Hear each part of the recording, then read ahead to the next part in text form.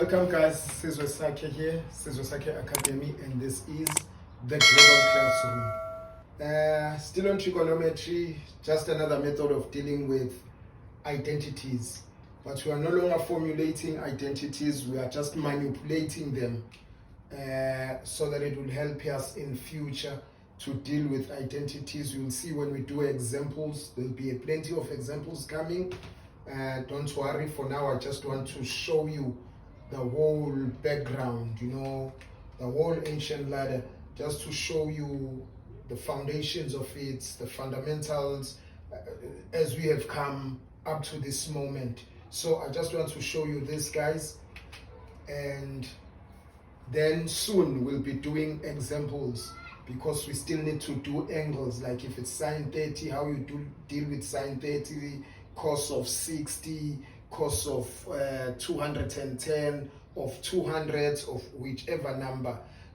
And most of those are the ones we will deal with without the use of a calculator. There are times where we'll use a calculator. There are times where we are specifically told not to use a calculator. We will get to that, and we will do those things shortly. But for now, I want us to look at that. You will find those videos, they'll be there. When you need them, we'll do plenty of examples, right? So here we are.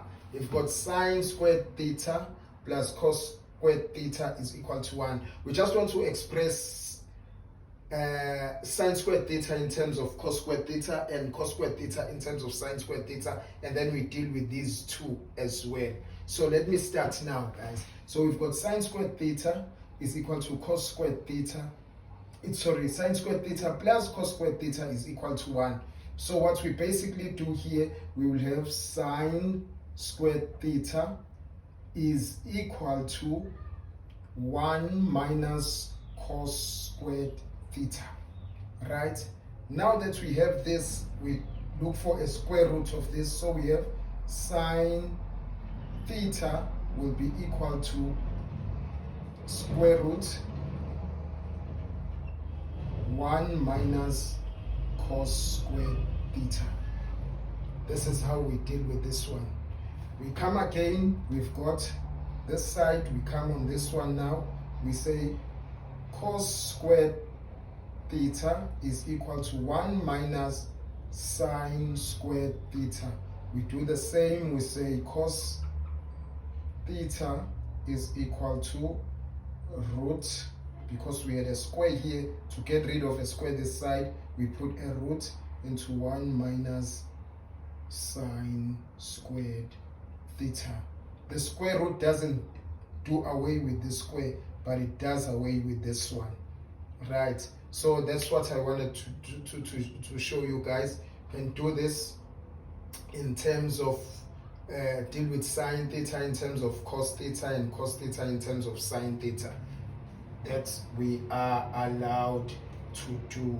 We are allowed to do. You will see it will come handy in time. You will find these videos, they're available. You will find them when we deal with exercises, right? And we come this side now. We come on this side. We have 1 plus tan squared theta is equal to sec squared theta. Here we just say tan squared theta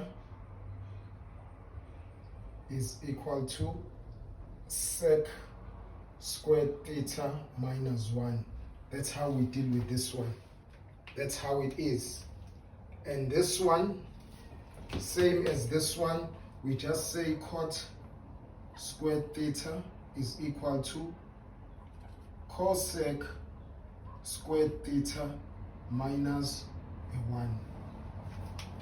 So this will help us big time in future. Like I said, if you want to take on mathematics in engineering or any form of mathematics going forward, applied mathematics and any other form of straight mathematics, you will come across this a lot. This is just the foundation. It will help us in future as we move forward. So I just wanted to show you this, guys. It's just another method on identities. but here we are manipulating them to our advantage. When we are given tan squared theta or sec squared theta, we want to solve and get a solution of tan squared theta. That's what we do. This is what we do here. This is what we do here. All right. At times, because we put a root here, we at times put a plus and a minus. Same here, plus minus when we deal with the root, because the answer could be either or, positive or a negative.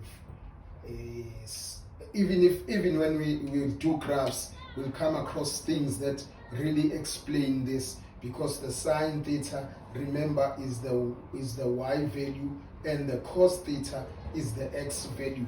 So, but we will deal with it as in the progression of time, I should say. We'll deal with it as time progresses.